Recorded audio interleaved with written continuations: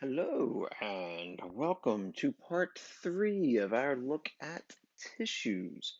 Most of what we have looked at so far has been a review of what we've done in lab with our look at epithelial and connective tissue. What follows is new.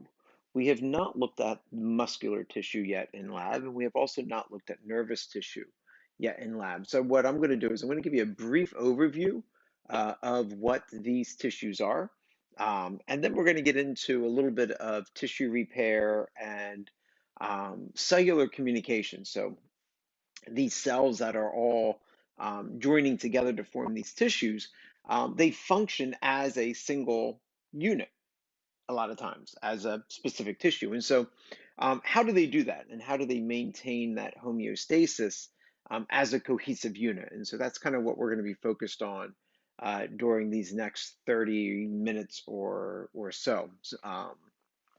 That is where we are heading. And to kick this off, let's go ahead and let me introduce you to the muscular system. So, some basic characteristics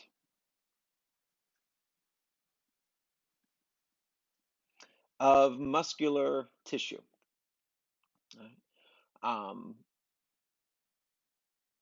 and I'm gonna do this a couple different ways. So when we look at muscular tissue, we can't just say as a broad sweeping generalization that muscular tissue all have these things in common. The only basic characteristic they all have in common is the fact that muscular tissue contracts. All right.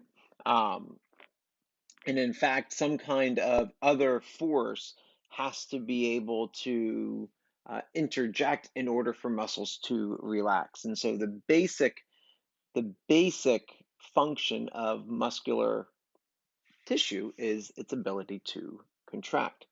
Outside of that, we have to recognize that muscular tissue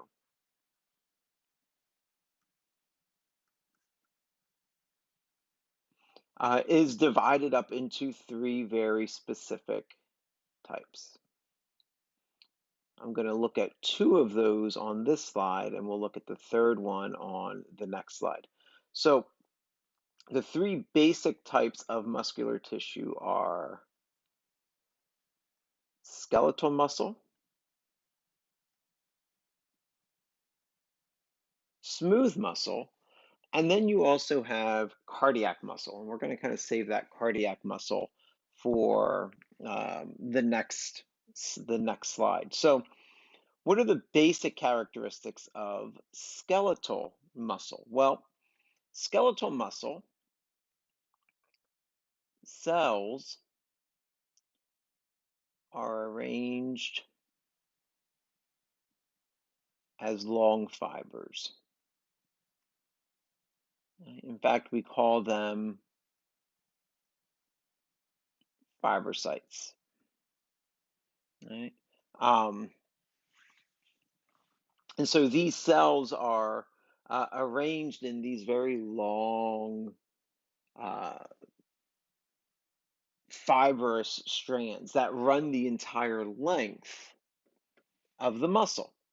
And we're going to learn more about that arrangement when we get into muscle physiology. So we're going to come back to that idea. Right? But because these muscle cells are arranged in these long fibrous strands, the muscle cells, the skeletal muscle cells, are also multi-nucleated. So in other words, each muscle fiber have multiple nuclei that are attached to them or that are found within them.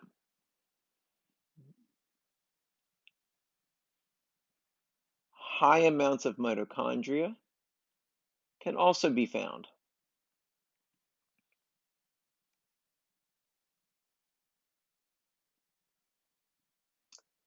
Skeletal muscle is also voluntary.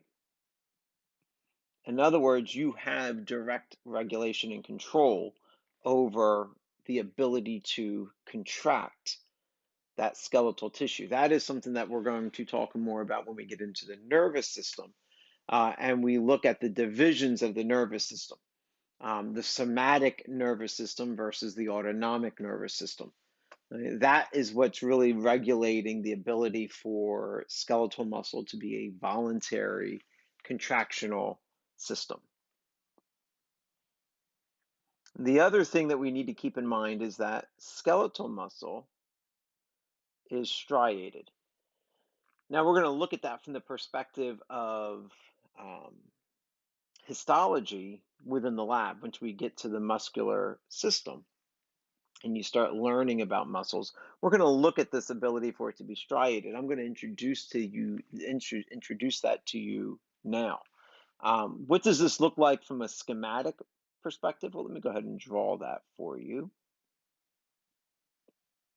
So again, skeletal muscle is arranged in these long fibrous units, kind of like this, right, where each of these cells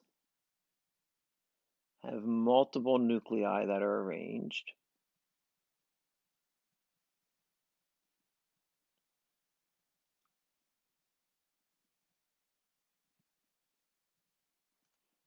And they have striations.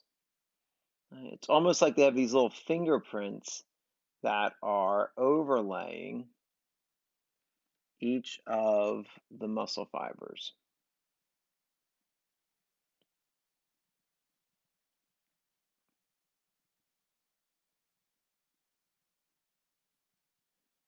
Kind of like that. Right? So that is what your typical skeletal muscle will look like. Now, smooth muscle, on the other hand, and remember, this is just a introduction into these tissue types. Smooth muscle, the cells are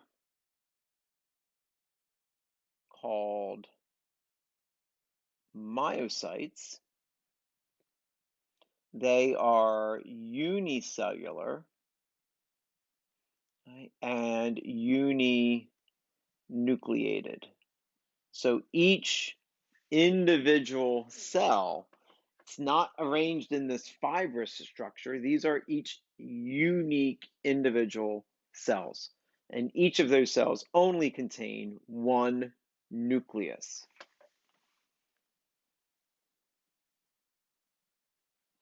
The cell shape is what we refer to as being fusiform, and we're gonna talk more about that here in a few minutes. I'm going to draw that out for you. Smooth muscle is involuntary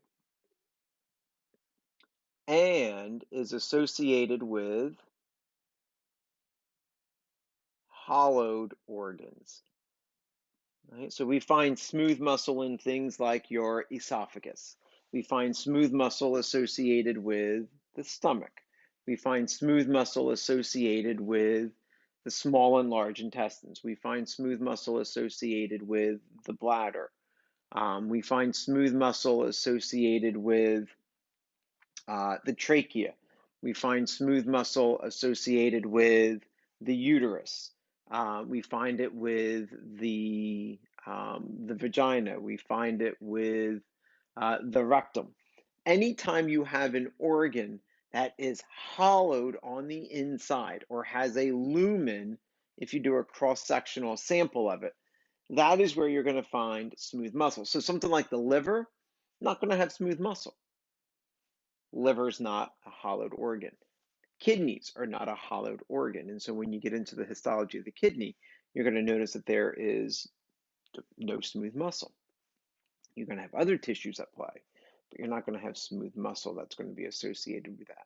So it is involuntary, which means you do not have conscious control and regulation over that. You cannot tell your stomach when to engage in muscle contraction. You cannot tell your uterus, if you have one, when to go ahead and contract. There are other factors that are at play within that. And we'll get into that when we get into the muscular chapter and the muscular unit.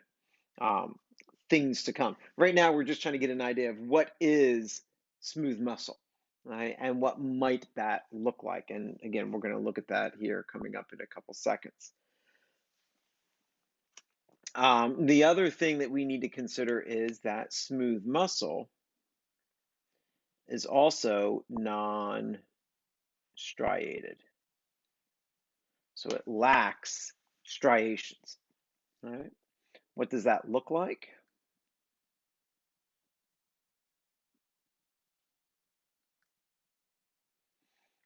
Well, first thing we have to remember is that it's got this fusiform shape. Now, by fusiform, what ends up happening is you get these elongated, thinned out regions or ends. And then in the center, it bulks out a little bit. Right? So you get these tapered ends coming out this way and coming out this way. And you get a little bit of a bulge going on in the center. And you might have another one come in right about here.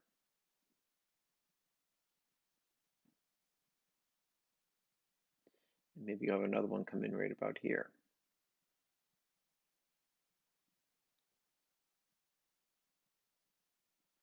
Right? So that's the fusiform shape that is very characteristic of smooth muscle. Again, long tapered ends with a little bit of a bulge there in the center. It's kind of exaggerated the way I drew it. But it's also not striated. So the way that these cells align are very, very different than what we have seen within the skeletal muscle tissue. Now, the third muscular type, so let me go ahead and redraw this.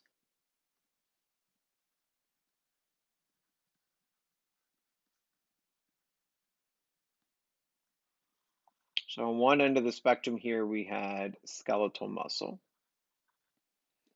On the other end of the spectrum, we had smooth muscle. And then here in the middle, we have cardiac muscle. Right? Cardiac muscle is kind of like we've taken, let's say smooth muscle and skeletal muscle had a kid.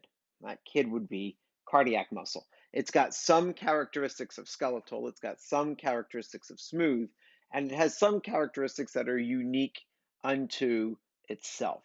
So, first thing is the cell type that makes up a cardiac muscle are called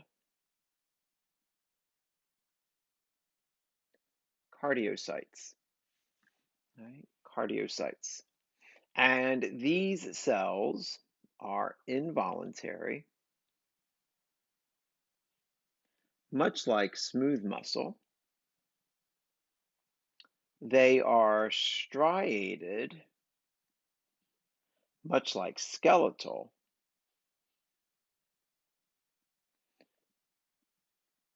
But they are also branched, and they contain specialized um,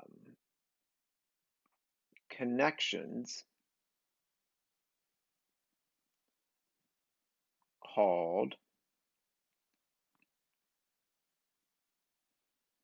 intercalated discs. And it's these areas of intercalated discs that allows for adjacent cells to join to one another. It allows for adjacent cells horizontally from one another to be able to communicate. And so one of the uniquenesses of cardiocytes is they have to contract at the same time. So all of the cells of the right and the left ventricle have to be able to have a coordinated contractional effort. all of the myocardial sites of the left and the right atria have to have a coordinated um, contractional effort. Right? So one of the things that allows that to happen are these areas of the intercalated discs. Now, what does cardiac muscle look like? Well, again, they have a branched appearance.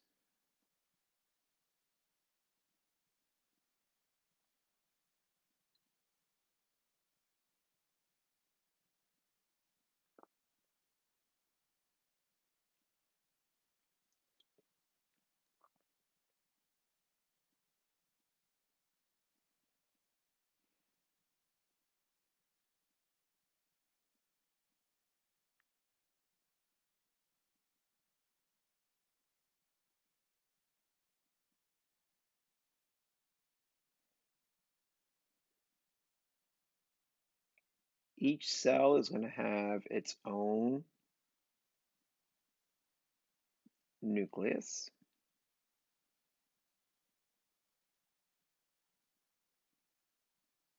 like such. You're going to have these darkened regions where the intercalated discs are located.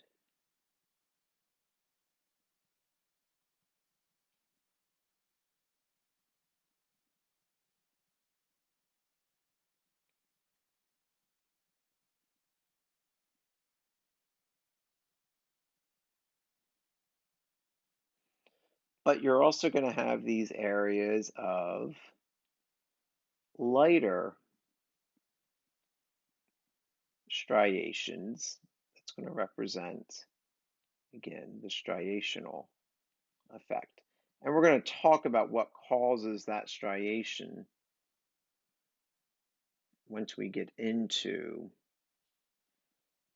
a little bit more detail about muscle tissue, chapter 9. So that's kind of what your cardiac muscle looks like. Right? So in here, this is some histology that shows you on this slide here, skeletal and smooth muscle.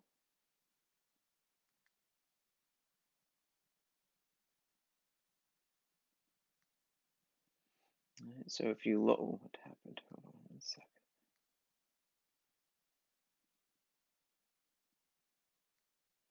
So if we look in here, this is skeletal muscle. You can see that there are multiple nuclei along this one fiber.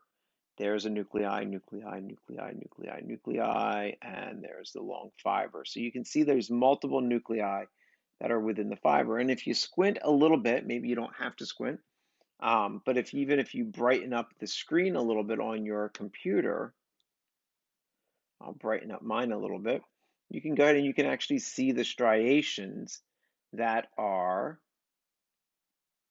within that tissue. Right? So this here is skeletal.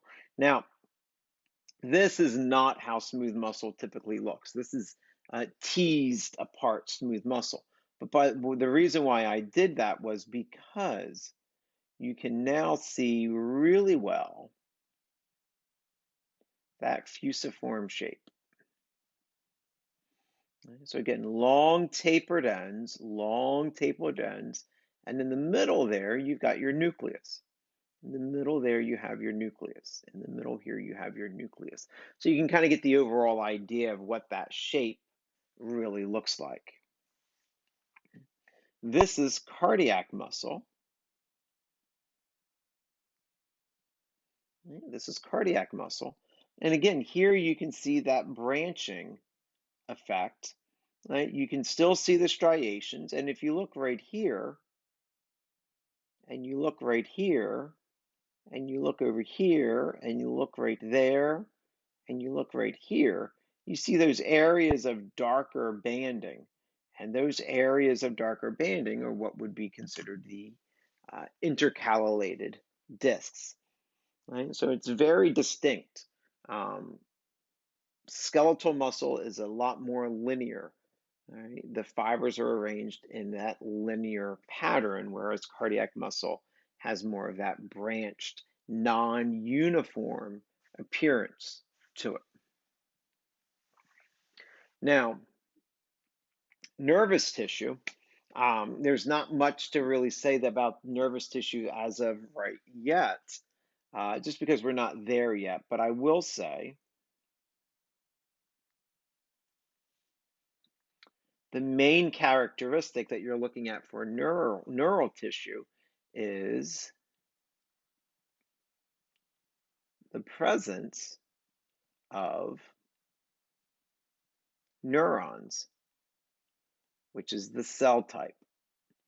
Right? So the type of cell that is associated with neural tissue is the neuron. A nerve is something that is different than a neuron. Right? So this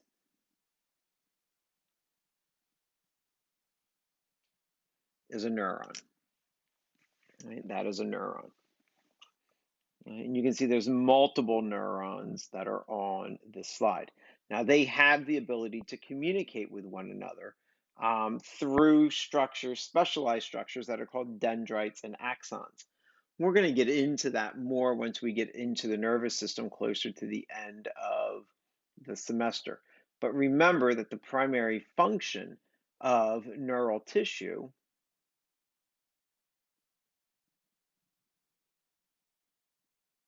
is communication. So these cells are designed for communicating at rapid speeds. Right? We're talking about hundredths of millimeters of seconds. These guys are able to go ahead and receive and send chemical messages to one another. And we're going to look at what that process is again a little bit later on down the road in the semester. So this slide here just kind of shows us a little bit about how these cells are linked to one another. All right. And so most cells form what we define as being tight junctions. Right? And tight junctions do exactly what they sound like they would do. They limit the permeability. They limit the permeability of cells. So they are restrictive in the amount of material that is able to cross through the cells. And so this is a cell. These tight junctions would form along the cell membrane and would isolate or restrict passageway between cell A and cell B, or cell B and cell C, or cell C and cell D. And so the idea behind those tight junctions is to regulate the selectivity of the membrane. Now, some of these cells have the ability to alter the state of the tight junctions. And when the tight junctions become more permeable and less selective, we then refer to those junctions as being leaky junctions because they allow for the leaking of ions and other material across the cell membrane. The next type of cellular communication that you see here are what we define as being desmosomes. Now, desmosomes are something that we typically see within cardiac muscle. All right. And what they do is they help to anchor two cells together. And so on one side of the desmosome, there will be one cell. On the other side here is the other cell. And the desmosome is going to go through both cell membranes. Think of it almost like a paper fastener. Those old-time paper fasteners that you will stick through maybe 10, 15, 20 pages of paper. And then when it comes through the other side, you take the ends and you fold them back out. Right? It's kind of like a desmosome. Now,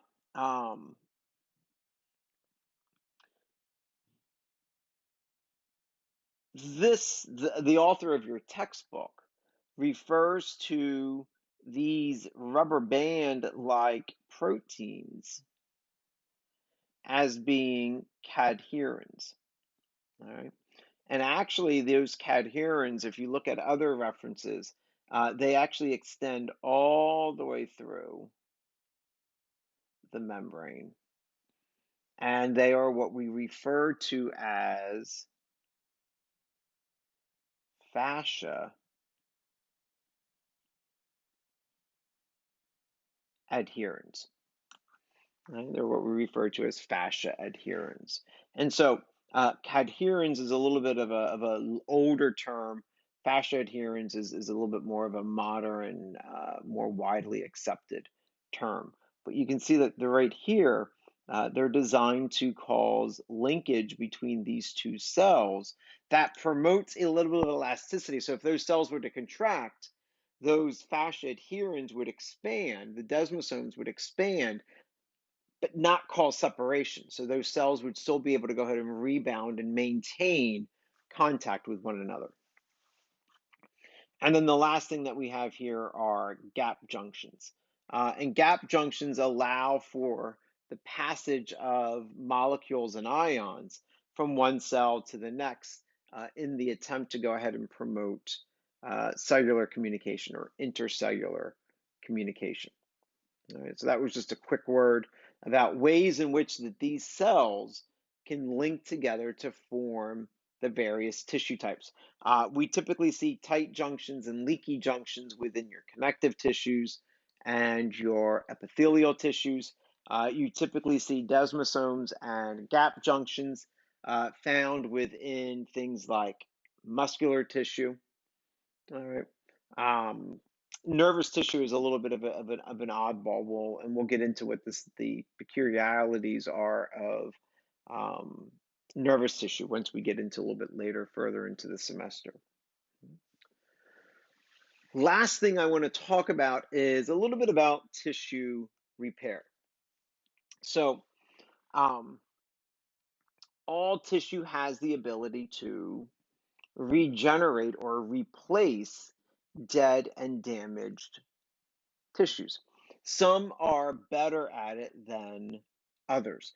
So, for instance, the liver, you can remove up to 85% of the liver, have 15% of the liver remaining, and the liver will regenerate itself. It might take about a year, year and a half for that liver to regrow back to full size if you remove a full 85%. But you can remove up to 85% of the liver, and the liver will regrow. It will regenerate the missing, dead, and damaged cells that have been removed. All right. So very often, if you've got a metastatic tumor that is found within the liver, they can isolate that tumor and say remove 15 or 20% of the liver, and that is fine because the liver will regenerate itself. It's one of the few organs in the body that we have that will actually engage in true organ regeneration. Right? Most of our structures will just be able to engage in replacement of dead or damaged cells. But if you were to remove any portion of that organ, it would not truly regenerate itself. The liver is that one exception. And if you think about what the liver does, it detoxifies everything that comes into the body. It engages in molecular breakdown, and so it takes carbohydrates, it takes proteins, it takes lipids, it takes nucleic acids, and it will go ahead and will break them down into their monomers and then kind of direct reformation of those molecules as needed and dictated by the body. So we do see some limited abilities for a few select structures to go ahead and regenerate. But what about normal regular tissues? What about things like epithelial and connective tissues? Well, what we end up seeing is we end up seeing a replacement of those dead or damaged cells. Now, depending on the severity, if it's just normal mitosis, just regular normal cell division that is causing the replacement of the dead cells, that's pretty typical. Right? That's not as traumatic for the body. But let's say you cut yourself. Let's say you go to the doctors and you're ordered blood work and they have to go in and they have to draw blood. And it's something as simple as being pinched by the needle that's going into the vein to remove a couple vials of blood, nothing major. You're talking maybe 5, 10 mils of blood out of the 6 pints of blood that you have within your body. That is enough to go ahead and cause repair of tissues because you have damaged even a small amount of tissues and cells to do that. And so, this process of repairing damaged cells is what we refer to as fibrosis. Right? Fibrosis. So we are creating new fibers that are going to replace damaged tissue. Right? Now, what is replacing that damaged tissue? Collagen fibers, hence the term fibrosis. Right? Collagen fibers are replacing uh, the damaged tissue within that area. And when you have collagen fibers that are filling in the area of damaged tissue, and those collagen fibers become denser and denser with each repair that needs to be done, that is what leads to scar tissue that will build up. And so that scar tissue is designed to go ahead and provide structural integrity in an area that has been damaged and is not fully replaced by cells through the process of mitosis. Um,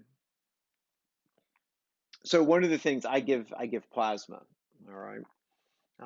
At least at the time of this recording, I've been actively giving plasma now for about, I don't know, 6 months, 5 months, 5, 6 months now. And they always use the same injection point for the most part in the arm to go ahead and gather that. Well, every time they put the needle in, I'm undergoing this process of fibrosis. It's considered damage to the tissue. Collagen fibers are building up around that point at which the needle goes into the arm and into the vein. Over time, every time they stick you, which is twice a week if you go your maximum amount of times, um, collagen fibers are going to fill in that area. Well, what happens? It gets tougher and tougher for the needle to get in through that area, and that can slow down your donation rate. And sometimes it gets so thick to where it just completely blocks the gauge of the needle, and they have to get a new entry point away from that scar tissue.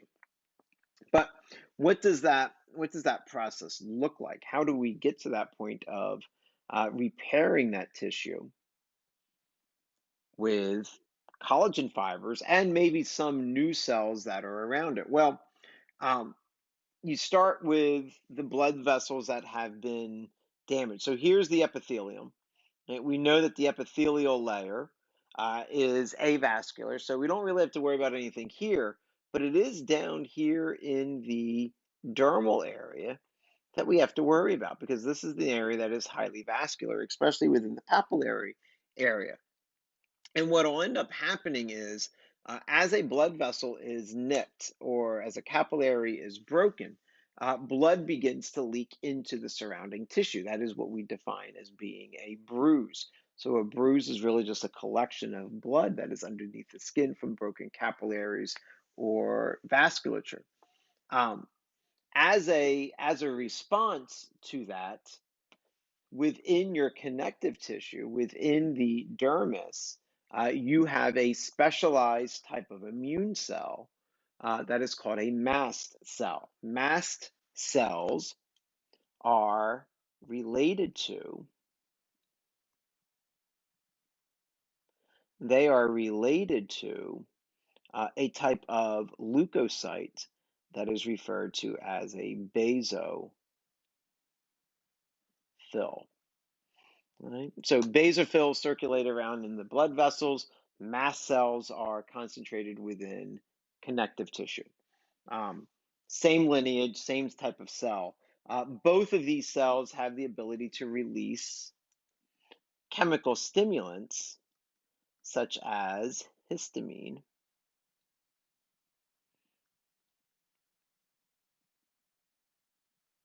and heparin. Right? Yes, histamine and heparin. Heparin is a blood thinner. Right? And the idea behind that is you want to thin the blood so that way you actually promote bleeding. Why? Because if you've cut yourself, right, pathogens and bacteria from the outside world can enter into the tissue from the cut. Well, if you're releasing heparin, you're thinning the blood, which reduces the viscosity. Actually, it increases the viscosity and reduces the overall friction and resistance within the vessel. And so that blood is now coming out. And the reason why it does that is to flush the wound. Right? So blood that begins to come out of a wound, especially at a high rate, is designed to be that way because of the release of heparin from these mast cells that are within the epithelial layer. That again tries to inhibit any kind of pathogen, viral, bacterial, anything like that coming from the outside and entering deeper into the tissues. Histamine is a vasodilator within blood vessels. It's a bronchial constrictor, so it constricts the bronchioles, but it is a vasodilator, so it promotes blood flow. Right? This is the same thing that is released from white blood cells, such as basophils, during an allergen response. Right? And so, what causes the eyes to water and what causes you to have difficulty breathing is histamine. What do? You take an antihistamine. It's not treating the allergy, you're shutting down your immune system to alleviate the symptoms of you having an allergen, but you're not doing anything to clear the allergy. You're just prolonging the presence of that allergy within your body. Mast cells release the histamine, once again to cause vasodilation, which works with the effects of heparin. All right. And so you have dilation of the blood vessels. And the other thing that this does is it helps to bring in other antibodies and proteins, such as clotting factors, into that surrounding tissue within the dermis. And so not only are you cleansing the wound through bleeding, but you're also promoting the entrance of antibodies and other proteins and antigens into that wounded area to begin the healing process. Right? So in step two, a clot begins to form. All right? A clot begins to form. Now that clot has to do with clotting factors that again initiates fibrinogen being converted back into fibrin, which creates a mesh that actually collects things like platelets. And so it's the combination of the platelets with the formation of the fibrin that will create that scab. And so now you've cleansed the wound, now you've plugged it. And by doing that, you now allow for other macrophages, such as monocytes, which is a type of white blood cell, to come into that tissue and begin to clear up any damaged and dead cells, epithelial cells, as well as dermal cells, or cells of the dermis that may have been injured due to the cut or the poke or the scrape or whatever it might be. All right. Leukocytes, things like neutrophils, things like eosinophils also come into the area. And they're just monitoring. They're monitoring to make sure that no pathogen got into the tissue from the outside. If it did, it will initiate an immune response That is what we define as being the innate immune response, or the immunity that you are kind of born with. It's not really targeted towards anything. It's very widespread in its surveillance and its attack, right? But the key things are the scab forms because the fibrin is reconstituted, and you've got the presence of macrophages, which is now going to go through and it's going to clean up any of that damaged debris or tissue that may have developed. All right. In step 3 of this process, new blood vessels begin to develop. All right. So fibroblasts, these are cells that are going, these are fibrocytes that are actively now producing things like collagen, will come in, begin to heal the wounded area, right, by filling it in with collagen first. That provides a framework that the other cells can then go ahead and latch onto, and will begin to go ahead and stimulate um, the production of new blood vessels. All right, so you're restoring blood supply, which is going to be critical in the healing process, and you're providing a meshwork of regeneration with the collagen fibers. And then in step 4, within the epidermis, those collagen fibers then give way to the production of and are is replaced with epithelial cells, your simple squamous epithelial cells that are stratified. All right. But down in the dermal layer, you never truly regain complete, dense, irregular tissue. What you end up having are these denser areas of collagen that forms what we typically call scar tissue within that area, especially if it's a repeated poke or stab. And so if if you have to take insulin, if you're constantly injecting yourself at the same spots for the insulin, you're going to develop that area is going to be a lot harder to stick because you're going to have a denser collection of collagen. If you're again diabetic and you're constantly checking your blood glucose levels and you're constantly poking the same finger within the same area, you're going to develop a denser area of scar tissue or these collagen fibers within that area. Right? Very often we go ahead and we promote this production of collagen, which by the way also ties into inflammation. And that's a whole nother area that we can get into maybe a little bit later. But the inflammatory response will also initiate those mast cells to go ahead and stimulate the process of producing collagen fibers.